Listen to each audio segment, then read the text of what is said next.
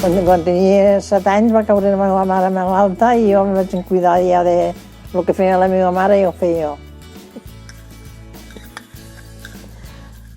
Veus? Si n'agafaves el blat i no l'essegaves. Si no s'agafaves el blat, pues no el més ben posat i no l'essegaves.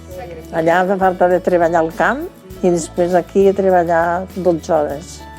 Jo anava a les 6 del matí a treballar, deixava el nen dormint i escoltava, agafava feina per fer casa i a no sé quina hora era, tornava a casa i entonces estava pel nen, però encara tenia roba per cosir.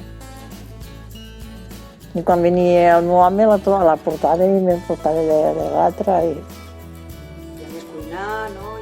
I tot, i anar a comprar i carrejar l'aigua, que no hi havia aigua. Jo primer tallava, després planxava, i que feia de tot.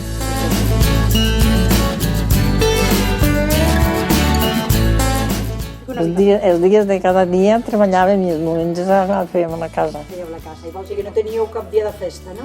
No, gràcies a Déu. Fent 12 hores a la fàbrica, els diumenges anar a treballar.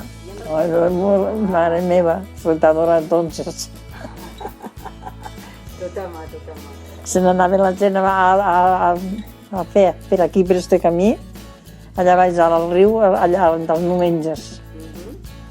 Els diumenges tenies només les de roba que rentaven al riu i les tenien i la baixaven bruta i la pujaven neta, i plegada i tot. I a mi va ser, les vegades que puges baixat a peu, ara fan, ai, ara el cotxe, no sé què. Baixàvem a peu, i baixàvem a peu, baixàvem a treballar a peu. A vegades unes s'ajuntaven, a la sortida de nit, s'ajuntaven i totes hi pujaven a peu.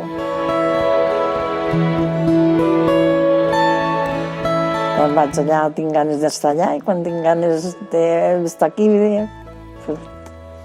anem fent. Li ha agradat molt venir aquí? Em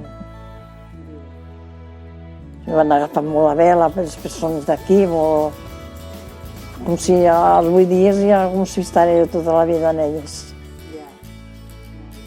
I no marxaria a un altre lloc ara? Ara no, si m'hagués d'anar a un altre lloc no.